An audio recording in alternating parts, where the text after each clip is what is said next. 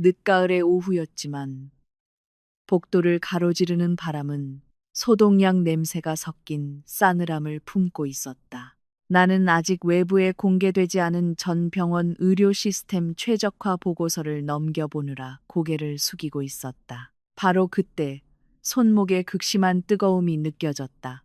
김이 모락모락 나는 뜨거운 블랙커피 한 잔이 그대로 내 셔츠 옷깃으로 쏟아져 들어왔다. 새하얀 실크 블라우스는 순식간에 지저분한 갈색으로 물들었고 끈적하게 피부에 달라붙으며 타는 듯한 통증을 유발했다. 어머나, 죄송해요, 한서연 선생님. 제가 그만 손이 미끄러졌네요. 날카롭고 도발적인 목소리가 머리 위에서 울렸다. 고개를 들자 강유라가 아무렇지 않다는 듯 손에 남은 반잔의 커피를 흔들고 있었다. 완벽한 풀 메이크업을 한 그녀의 얼굴에서는 이스의 미안함도 찾아볼 수 없었다. 그녀는 마치 물건을 감정하듯 나를 위아래로 훑어보았고 입가에는 만족스러운 미소까지 걸려 있었다. 주변을 지나가던 몇몇 간호사들이 깜짝 놀라 걸음을 멈췄다. 손이 미끄러졌다고? 나는 티슈 한 장을 뽑아 손등에 묻은 커피 자국을 천천히 닦아내며 차분한 눈빛으로 그녀를 바라보았다. 강유라 인턴, 이번 주에만 벌써 세 번째 내 몸에 손이 미끄러졌는데 그런가요? 아마 제가 요즘 너무 피곤해서 그런가 봐요.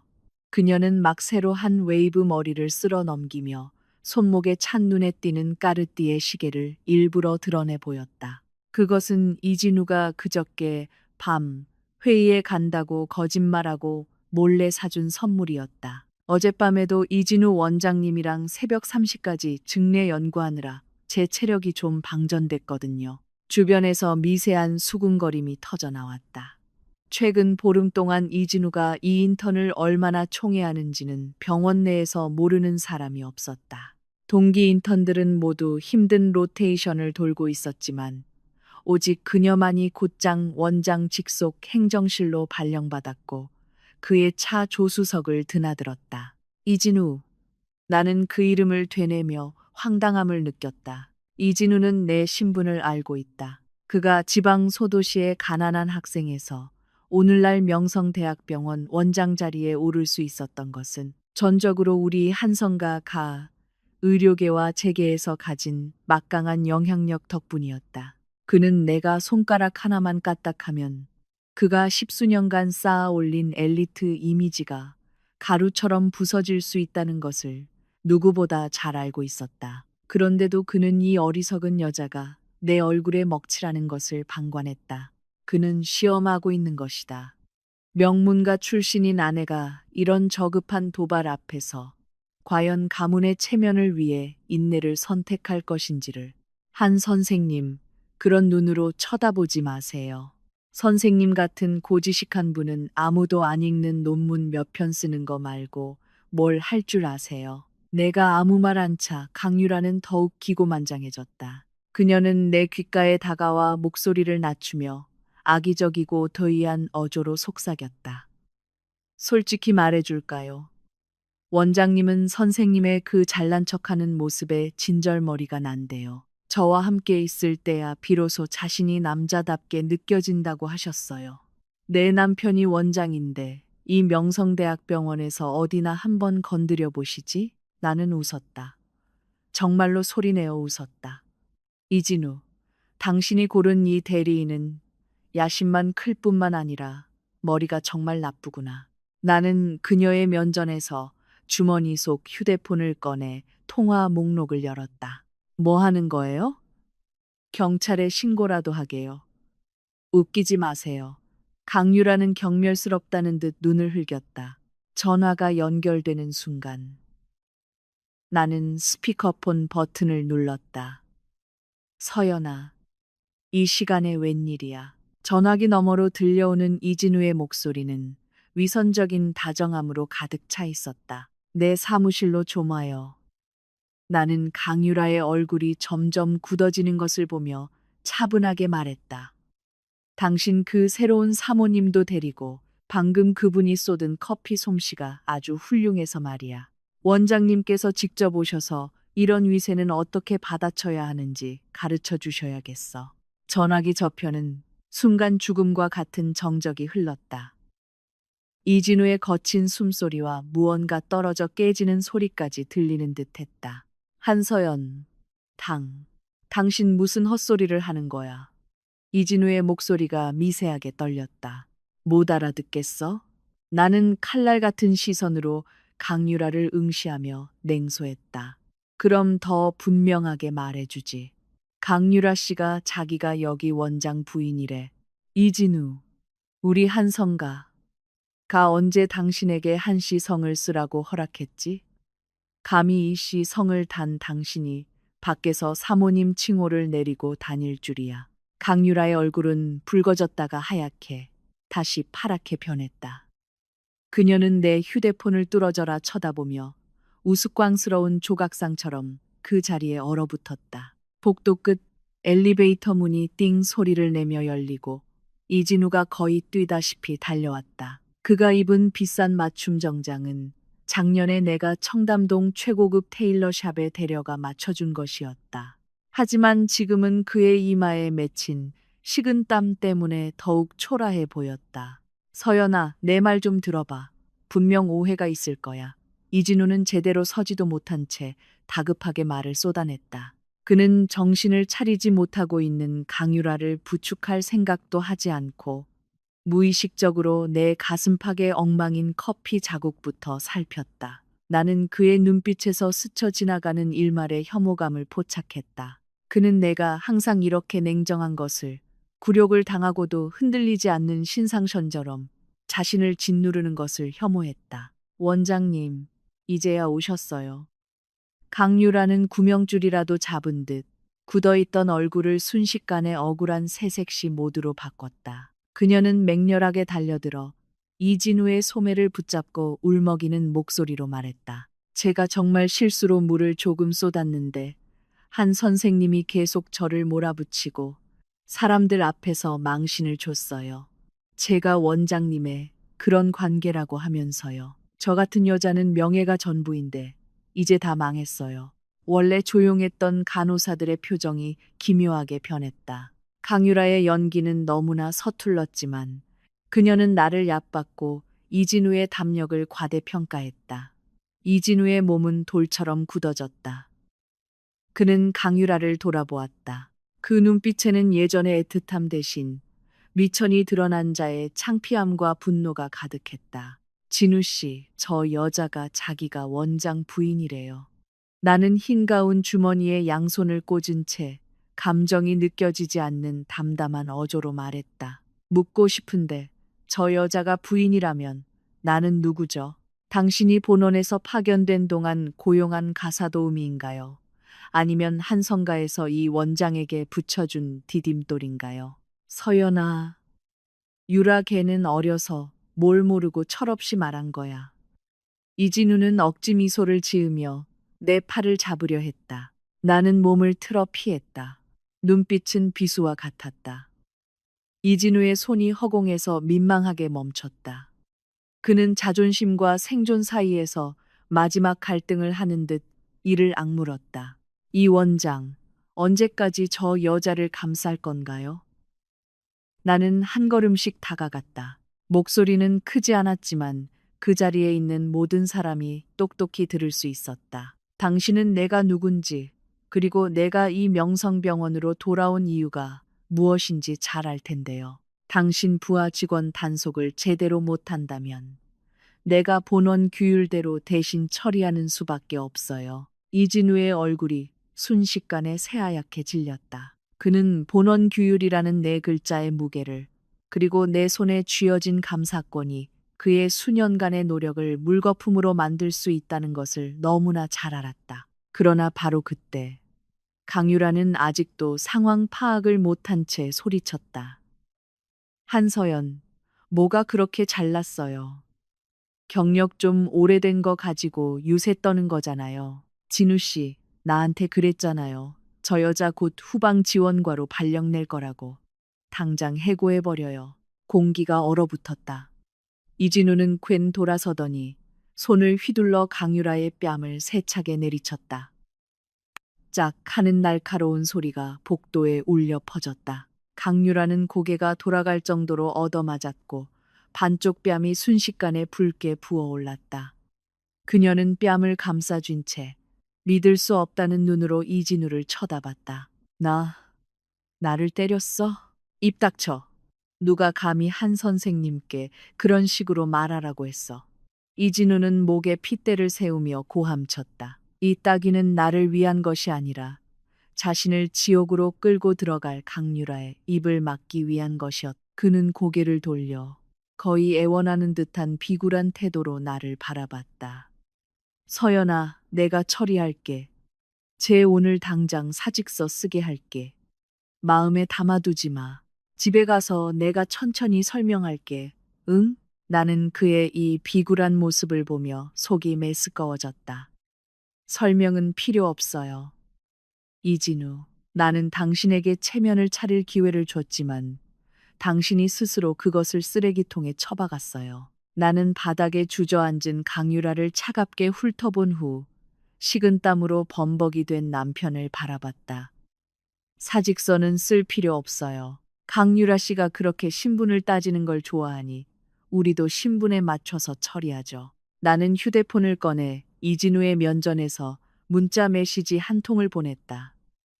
수신이는 본원 감사팀이었다. 명성대학병원 규정 및 복무기강의 심각한 허점 발견, 특별 감사 절차 개시 요망, 해당 병원의 모든 직급 승진 및 자금 승인 보류. 이진우의 휴대폰이 거의 동시에 진동했다. 그가 휴대폰을 꺼내 한번 쳐다보자 온몸의 기력이 빠져나간 사람처럼 휘청였다.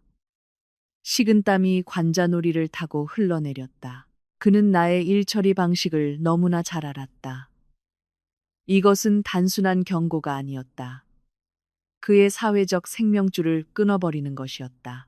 서연아, 이를 이렇게까지 키울 필요는 없잖아. 이진우는 자세를 낮추고 심지어 비위를 맞추려는 듯한 겸손함까지 보였다.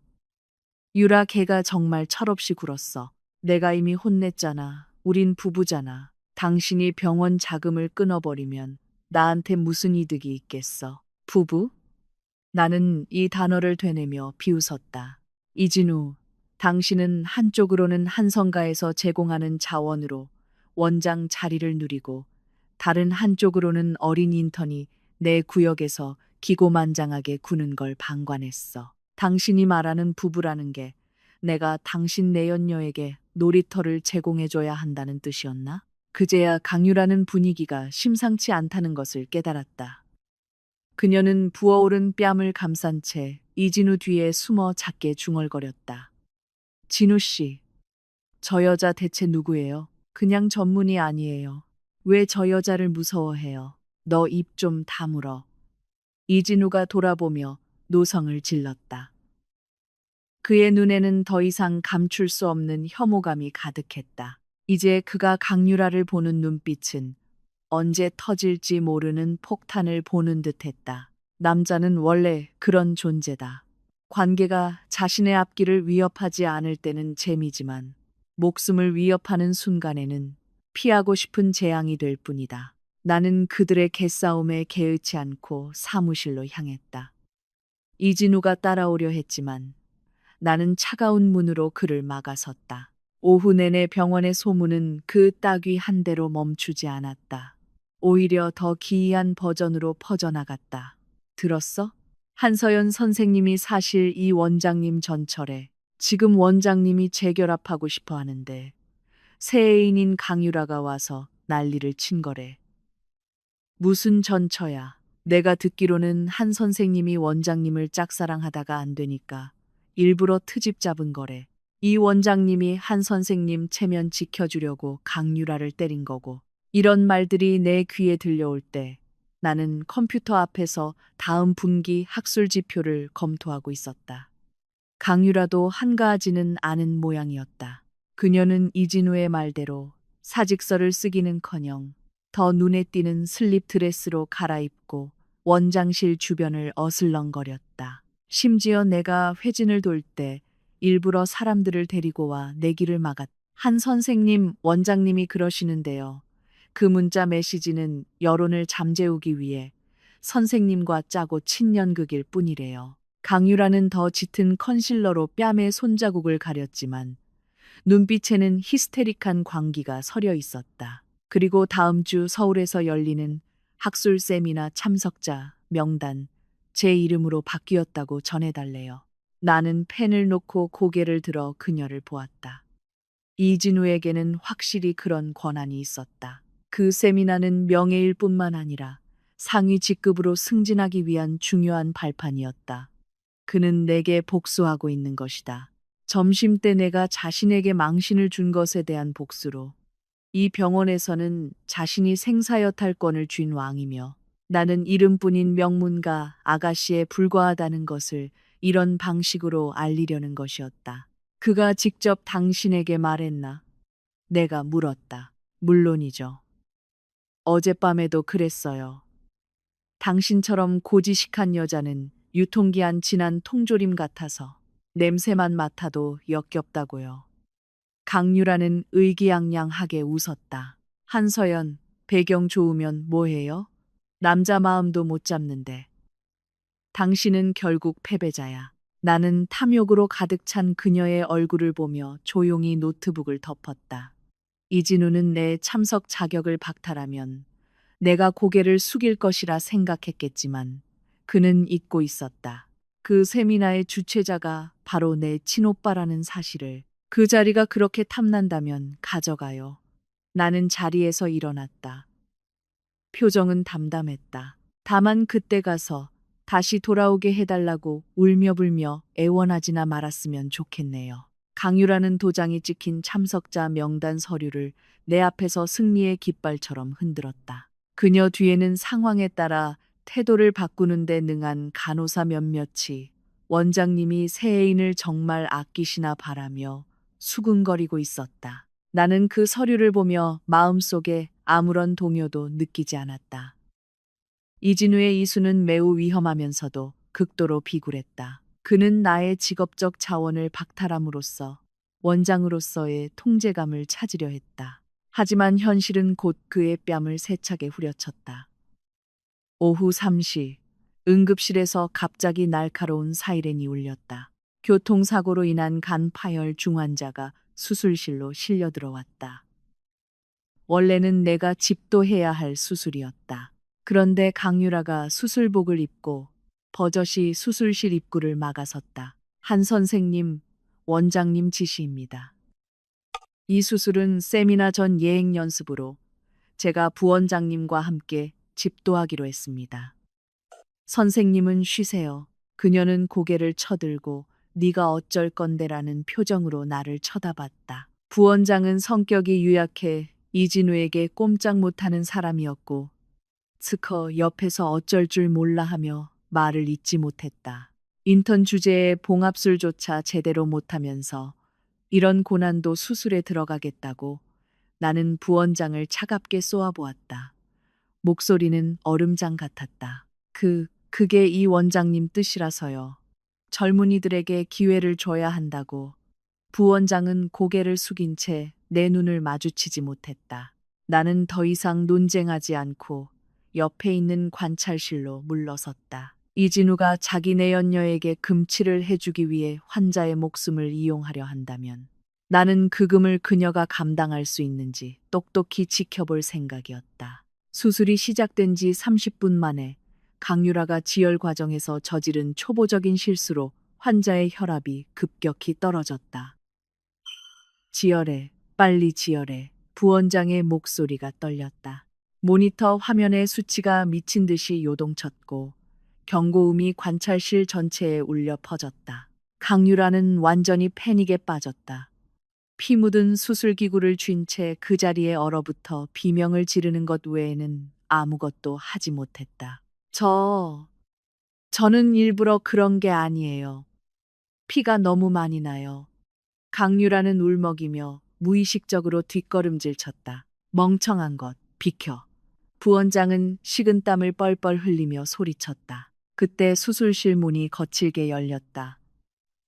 소식을 듣고 달려온 이진우였다. 그는 유리창 너머로 아수라장이 된 수술실을 보고는 새하얗게 질린 얼굴로 나를 쳐다봤다. 그는 체면도 차리지 않고 내 앞으로 달려와 다급하게 변한 목소리로 말했다. 서연아, 빨리. 이런 대출혈을 막을 수 있는 건 당신뿐이야. 유라, 걔는 고의가 아니었어. 제발 사람부터 살려줘. 나는 의자에 앉은 채 꿈쩍도 하지 않았다. 그저 손에 든 진료 기록지를 천천히 넘길 뿐이었다. 이 원장님, 방금 전까지만 해도 나 같은 고지식한 사람은 논문이나 쓰는 게 전부라고 하지 않으셨나요? 그 자리를 저 여자에게 주었으니 책임도 당연히 저 여자가 져야죠. 지금 제가 들어가면 명분이 없잖아요. 한서연, 사람 목숨이 달린 일이야.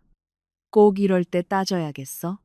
이진우는 눈가가 붉어질 정도로 다급해져 막다른 길에 몰린 사람처럼 히스테릭하게 소리쳤다. 따지고 있는 건 당신이지. 나는 자리에서 일어났다. 날카로운 시선으로 그를 정면으로 마주했다. 이진우, 당신이 내 연녀를 띄워주는 건 상관 안 해.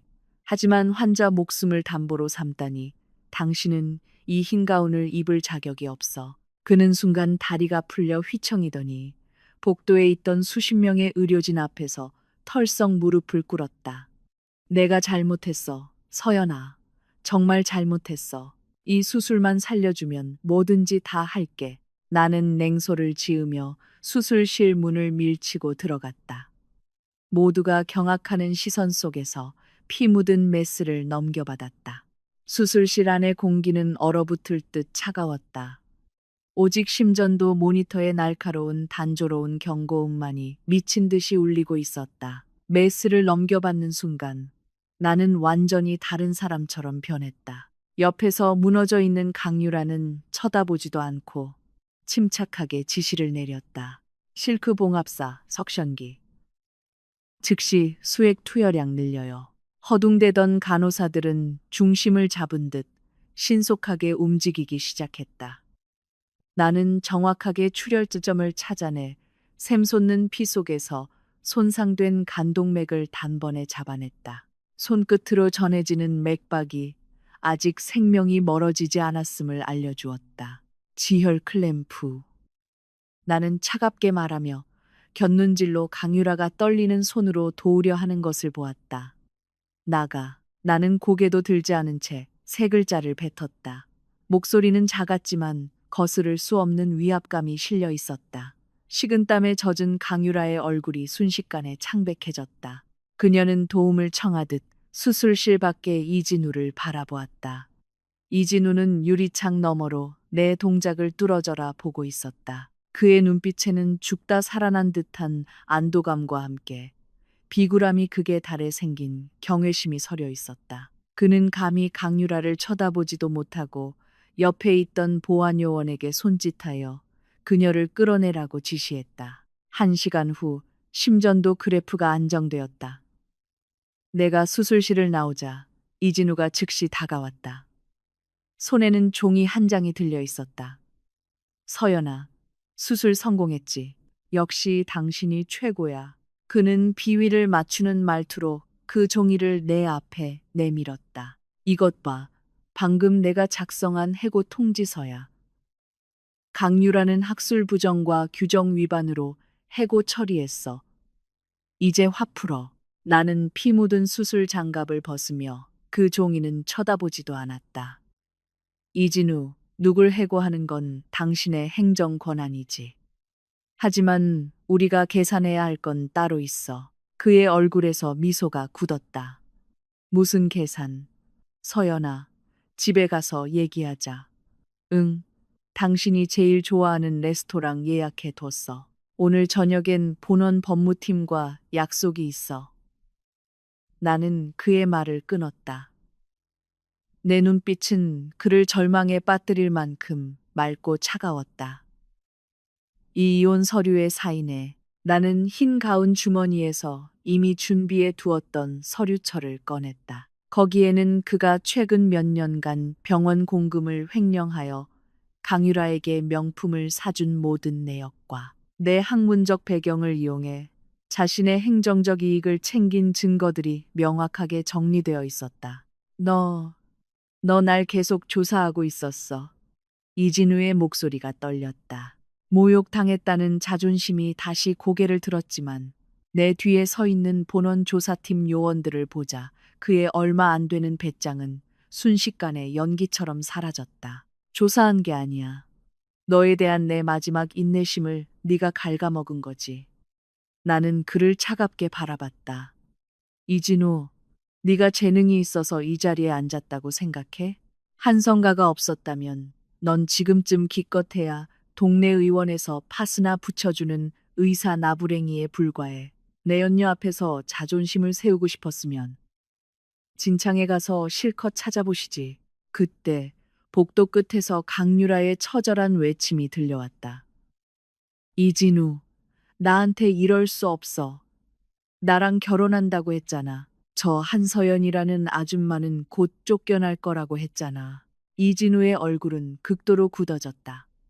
그는 나를 보고 이어서 자신이 한때 총애했던 여자가 만천하에 자신의 위선을 벗겨내는 것을 들으며 온몸이 휘청거렸다. 저 여자 여기서 끌어내.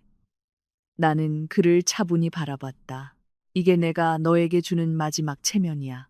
이진우는 결국 그 이혼 서류에 서명하지 않았다. 그는 뻣뻣하게 고개를 들고 마지막 남은 남자의 허영심으로 산산조각 난 체면을 유지하려 했다. 한서연, 내 배경이 아무리 대단해도 이 병원은 내가 세운 게 아니야. 나는 정식으로 임명된 원장이야. 날 내보내고 싶으면 본원평가위원회의 결정을 봐야 할 걸. 그는 시간을 벌고 있다고 생각했지만 내가 이미 시간표를 종착역으로 옮겨놓았다는 사실을 몰랐다. 다음 날 아침, 명성대학병원 대강당은 빈자리 없이 꽉 찼다. 전윤 의료진은 본원에서 파견된 특별의료 감사 전문가를 맞이해야 한다는 통보를 받았다. 이진우는 빳빳한 정장으로 갈아입고 가슴에 원장 명패를 단 채 일찌감치 강당 입구에 서 있었다. 눈가에는 핏발이 서 있어 밤새 잠을 설친 것이 분명했지만 부하 직원들 앞에서는 여전히 온화하고 유능한 척했다. 유라야, 너는 일단 뒤쪽에 가 있어. 감사팀 사람들 눈에 띄면 안 돼. 이진우는 곁에 있는 강유라에게 목소리를 낮춰 지시했다. 강유라는 해고 통지를 받았음에도 이진우가 버티고 있다는 사실에 기대. 눈에 띄는 붉은 원피스를 입고 나타나는 대담함을 보였다. 그녀는 맨 앞줄에 내 이름이 적힌 빈자리를 원망스럽게 쳐다봤다. 진우 씨, 감사 끝나면 저 한씨 성가진 여자 꼭 쫓아내야 해요. 어제 수술실에서 나한테 그런 모욕을 줬는데 이대로는 못 넘어가요. 알았으니까 일단 중요한 일부터 처리하자. 이진우는 건성으로 대답하며 계속해서 입구 쪽을 살폈다. 오전 10시 본원의 검은색 제네시스 세단이 문 앞에 멈춰섰다.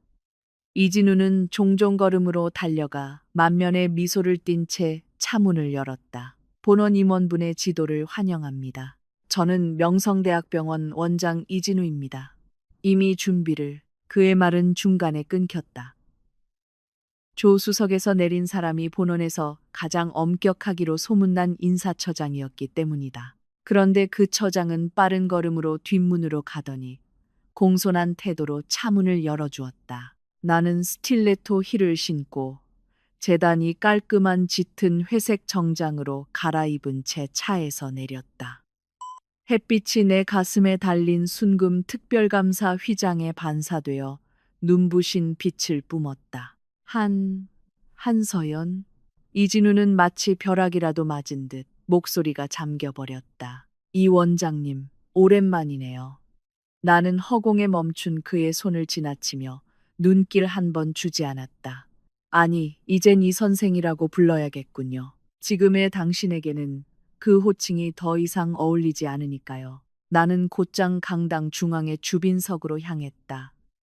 그 자리는 원래 이진우가 가장 귀한 손님을 위해 남겨둔 자리였다. 강당을 가득 메운 천여 명의 의료진은 바늘 하나 떨어지는 소리도 들릴 만큼 순식간에 조용해졌다. 나는 자리에 앉아 손에 든 서류철을 펼치고 마이크에 대고 말했다. 목소리는 차갑고 힘이 있었다. 저는 한서연입니다. 본원의 위임을 받아 지금 이 순간부터 명성대학병원의 인사 및 재무감사 업무를 전권 위임받았습니다. 객석에 있던 강유라는 손에 든 생수병을 바닥에 떨어뜨렸다. 이진우는 비틀거리며 강당으로 들어왔다. 그의 얼굴은 창백함을 넘어 죽은 사람처럼 잿빛이었다. 그는 나와 자신에게 냉담한 표정을 짓고 있는 인사처장을 번갈아 보며 입술을 떨었다. 서연아, 너는 예전에 내가 그 사람이라고 말한 적 없었잖아. 말했었지. 나는 그의 말을 끊었다. 시선은 톱날 같았다. 하지만 내가 했던 말들을 당신은 언제나 명문가 아가씨의 투정 정도로만 여겼지. 내가 준 무대가 너무 작아서 인턴한테서 성취감을 찾아야 할 정도였다면, 그럼 내가 그 무대를 다시 걷어들이는 수밖에. 나는 탁 소리를 내며 서류철을 덮었다. 날카로운 시선으로 뒷줄에서 몰래 빠져나가려던 강유라를 향했다. 강유라 씨, 서두르지 마세요. 당신이 부적절한 관계를 이용해 의료 질서를 어지럽힌 일에 대해서도 우리 모두 앞에서 이야기해봐야 하니까요. 강당의 대형 스크린이 켜졌다. 화면에 비친 것은 병원의 연말 보고서가 아니라 선명한 이체 기록과 자산 목록이었다. 이진우 원장, 당신의 연봉은 정해져 있는데 당신 명의로 된 강남의 아파트 2채와 강유라 씨 명의의 마세라티 차량의 자금 출처는 병원의 의료기기 구매 리베이트 프로젝트를 가리키고 있는 것 같군요. 나는 프리젠터를 들고 손가락을 가볍게 누르자 화면에는 이진우와 납품업체가 주고받은 사적인 이메일 내역이 나타났다. 이것들은 그가 지난 몇 년간 내 뒤에서 자신의 하찮은 허영심을 채우기 위해 공들여 쌓아올린 배짱의 증거였다. 이진우는 첫 줄 의자에 주저앉아 넋이 나간 채로 중얼거렸다. 아니야, 불가능해. 그 계좌들은 전부 암호화되어 있었어. 한성가 감사팀 앞에서 비밀은 없습니다. 나는 마이크를 끄고 천천히 연단 아래로 내려가 그의 앞에 멈췄다. 허리를 살짝 숙여 우리 두 사람만 들을 수 있는 목소리로 말했다. 이진우, 나는 원래 당신이 체면을 지키며 떠날 수 있게 해줄 생각이었어. 하지만 당신은 강유라가 내게 커피를 쏟는 것을 방관한 것도 모자라 수술대 위에서 환자의 목숨으로 그녀의 야망을 채워주려 했지. 그게 내 마지노선이야. 결혼의 실패는 용납할 수 있어도 의사가 생명을 모독하는 것은 절대 용납 못해. 서연아, 우리가 부부였던 정을 생각해서라도 이렇게까지 잔인하게 굴어야겠어. 이진우는 물에 빠진 사람이 마지막 지푸라기라도 잡듯 내 옷자락을 붙잡았다. 당신이 강유라에게 내 자리를 대신 주기로 결정했을 때, 당신이 사무실에서 그녀와 나를 유통기한 지난 통조림이라고 비웃었을 때, 이런 날이 올 줄 알았어야지. 나는 혐오스럽다는 듯 그의 손을 뿌리치고 몸을 바로 세웠다. 그와 동시에 제복을 입은 감사팀 직원 여러 명이 이미 뒷줄로 가 뒷문으로 도망치려던 강유라를 정확하게 막아섰다. 강유라 씨, 당신 계좌에 있는 출처 불명의 현금 5억 원과 의학학술 이력서 위조 혐의에 대해 저희와 함께 조사실로 가셔야겠습니다. 강유라는 미친 듯이 발버둥 쳤다. 날카로운 손톱이 감사팀 직원의 팔에 핏자국을 냈다. 이거 놔. 나는 원장님 여자야. 이진우, 말 좀 해봐. 빨리 나 좀 구해줘. 이진우는 제 한 몸 건사하기도 바빴다. 그는 오히려 고개를 더 깊이 숙여 자신에게 파멸을 안겨준 이 여자를 단 한 번도 알지 못했던 사람인 척하고 싶어 했다. 이런 극도의 이기심이야말로 그의 진짜 본 모습이었다. 아, 그리고 이 선생. 나는 돌아서서 마지막 일격을 가했다. 자산뿐만이 아니야. 당신의 심각한 규율 위반 행위를 고려하여 한성의료재단은 당신 부모님이 계신 고향 요양원에 대한 지원을 전액 철회할 겁니다. 당신이 한성가에 진 빚, 나는 한 푼도 남김없이 받아낼 거야. 이진우의 마지막 남은 체면이 완전히 무너졌다. 그는 갑자기 일어나 나에게 달려들어 옷을 찢으려 했지만 미리 준비하고 있던 보안 요원들에게 바닥에 단단히 제압당했다. 평소 온화하던 그의 얼굴이 차가운 바닥에 눌려 뒤틀리고 기괴하게 보였다. 나는 한 번도 돌아보지 않고 옆에 있는 인사처장에게 고개를 끄덕였다. 장례 정리하고 절차대로 경찰에 신고하세요. 이진우가 끌려간 후 한때 화려했던 원장실은 강유라의 신문실이 되었다. 내가 문을 열고 들어갔을 때 강유라는 2명의 법무팀 직원에게 소파 구석에 몰려 있었다. 정교했던 화장은 이미 눈물과 뒤섞여 번져 있었고 우스꽝스럽고 가련해 보였다. 그녀는 나를 보자 마지막 구명줄이라도 본 듯 거의 기다시피 내 발치로 기어왔다. 선생님, 한 이사님, 제가 잘못했어요. 정말 잘못했어요. 강유라는 애절하게 울며 내 바짓가랑이를 잡으려 했지만 나는 재빨리 피했다. 제가 잠시 귀신에 홀렸었어요. 다 이진우 그 인간 때문이에요. 그가 계속 저를 유혹했어요. 선생님은 실험밖에 모르는 목석이라 남자 마음을 전혀 모른다고 했어요. 저한테 가방 사주고 차 사주고 선생님 자리도 저한테 주겠다고 했어요. 그녀는 책임을 떠넘기기 위해 횡설수설하며 한때 사랑이라 여겼던 남자를 가차없이 물어뜯었다. 나는 의자를 끌어와 앉아 그녀를 내려다보았다. 강유라 씨, 책임을 전부 이진우에게 떠넘기면 당신의 학술 조작과 뇌물수수 혐의가 전부 사라질 거라고 생각하나? 강유라의 울음소리가 뚝 그쳤다. 그녀는 겁에 질려 목을 움츠렸다. 당신이 인턴 기간에 서명한 모든 구매 확인서, 모든 리베이트에 당신의 서명이 있어. 나는 복사본 한 부를 그녀의 얼굴에 던졌다. 이진우는 당신을 앞에 내세워 뒤에서 검은 돈을 챙긴 거야. 당신을 아껴서 그런 것 같아? 그는 그냥 당신 손으로 자기 더러운 돈을 세탁한 것뿐이야. 강유라는 미친 듯이 고개를 저으며 그 서류들을 움켜쥐고 미친 듯이 찢었다. 아니야. 이건 사실이 아니야. 그가 날 지켜준다고 했어. 그는 이제 자기 자신도 못 지켜. 나는 일어나 차갑게 말했다. 당신의 학술 부정 행위가 매우 악질적이고 형사 범죄에 해당하므로 의사협회에서 공식적으로 징계 통보를 내렸어. 오늘부터 당신은 의료계 전체에서 영구 제명이야. 공립병원이든 개인 병원이든 그 어디에서도 당신을 받아주지 않을 거야. 강유라는 바닥에 주저앉아 완전히 넋이 나갔다. 상류 사회에 진입하기 위해 발버둥 쳤던 여자에게 직업적 미래를 잃고 치욕의 낙인이 찍히는 것은 죽는 것보다 더 고통스러운 일이었다. 그리고 이것은 시작에 불과했다. 내가 사무실을 나올 때 조사를 받고 돌아오던 이진우와 마주쳤다.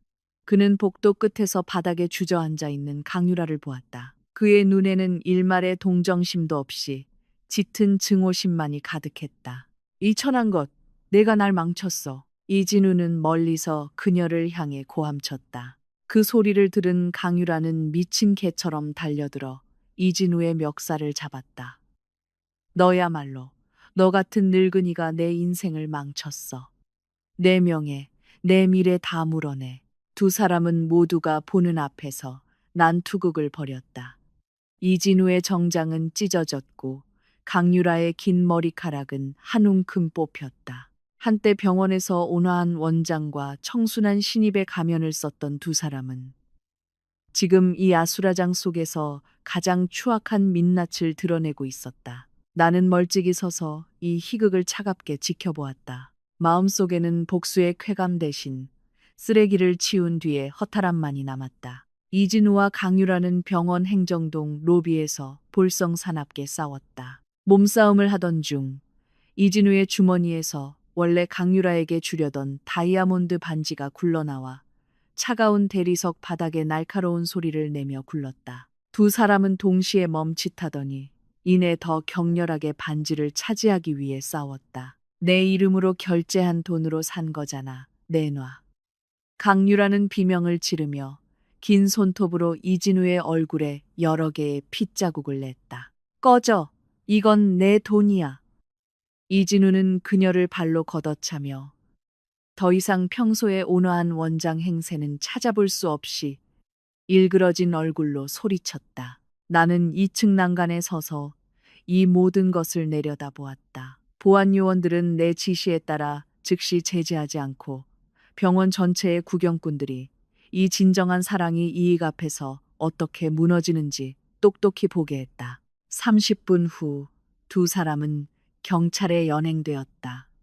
업무상 횡령 및 거액의 뇌물수수 혐의로 이진우를 기다리는 것은 법의 엄중한 처벌이었다. 그날 밤 나는 한때 집이라 불렸던 빌라로 돌아왔다. 이진우는 구치소에서 변호사를 통해 나를 만나고 싶다는 말을 전해왔지만 나는 거절했다. 그저 조용히 이삿짐 센터 직원들에게 지시하여 내 물건들을 모두 옮기게 했다. 남은 것들은 사람을 시켜 뒷마당에서 모두 불태워버렸다. 불길이 하늘의 절반을 붉게 물들였다. 혼인신고서, 기념일 선물, 그리고 이진우가 썼던 수많은 위선적인 연애 편지들이 불꽃 속에서 오그라들고 검게 타들어가 마침내 제가 되었다. 이사님, 밖에 누가 찾아왔습니다. 이 선생 부모님이라고 합니다. 이삿짐 센터 직원이 조용히 알려주었다. 내가 대문 밖으로 나가자 한성가의 도움으로 연명해오던 이진우의 늙은 부모가 초조하게 서 있었다. 나를 보자마자 그들은 털썩 무릎을 꿇었다. 서연아, 우리 진우가, 걔가 잠시 정신이 나갔던 게야. 제발 우리 아들 좀 살려다오. 네가 증언만 안 하면 기껏해야 징계 정도로 끝나고 감옥은 안 갈 게야. 이진우의 어머니는 눈물 콧물을 쏟으며 내 옷자락을 잡으려 했다. 나는 한 걸음 뒤로 물러섰다. 눈빛은 얼음장처럼 차가웠다. 그가 공금으로 강유라에게 차 사주고 집 사줄 때 고향에 계신 부모님께서 한성가의 지원금으로 생활하고 계신다는 생각은 못했나요? 그가 내연녀가 제게 커피를 쏟는 걸 방관했을 때 제가 법적으로 그의 아내라는 생각은 못했나요? 우리가 돈을 갚겠네. 고향 집을 팔아서라도 갚을게. 이진우의 아버지가 떨리는 목소리로 말했다. 두 분의 돈으로는 이자도 갚지 못해요. 나는 그들의 말을 끊었다. 목소리는 차분했지만 단호했다.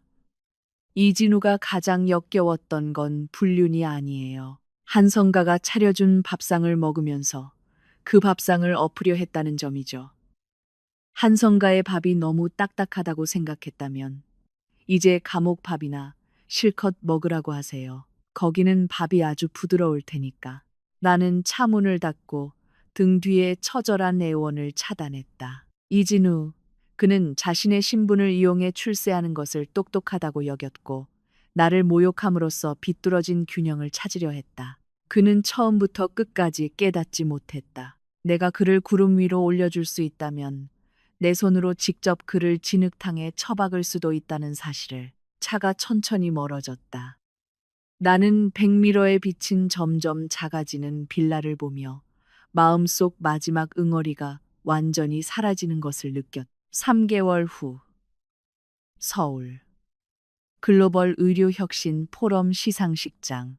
화려한 조명이 가득한 가운데 나는 수석 귀빈석에 앉아 방금 서명한 한성의료재단의 글로벌 MA 계획서를 들고 있었다. 바로 방금 나는 이진우에 대한 최종 판결 결과를 받았다.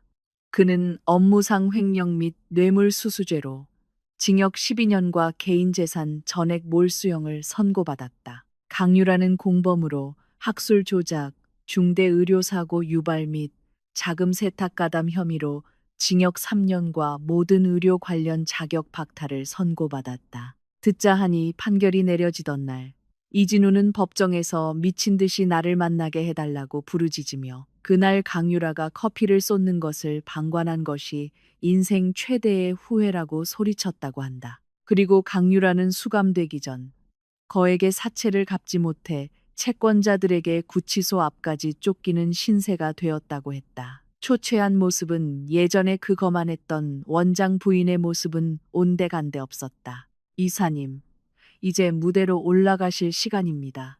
비서가 조용히 알려주었다. 나는 자리에서 일어나 깔끔하게 재단된 흰색 정장을 매만졌다.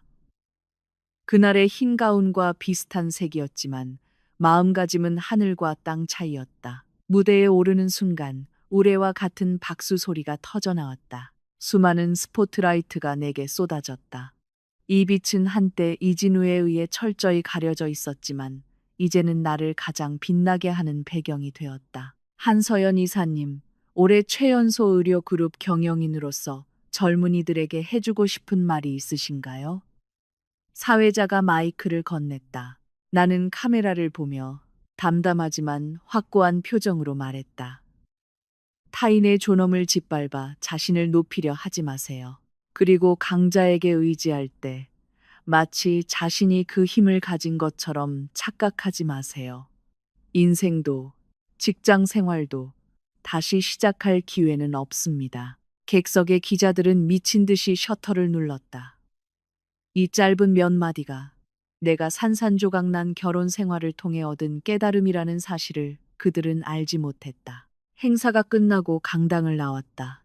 밖에는 시원하고 상쾌한 가랑비가 내리고 있었다. 검은색 제네시스 세단 한 대가 길가에 멈춰 섰다. 차창이 내려가고 뒷좌석에는 내 오빠 한서준이 앉아 있었다.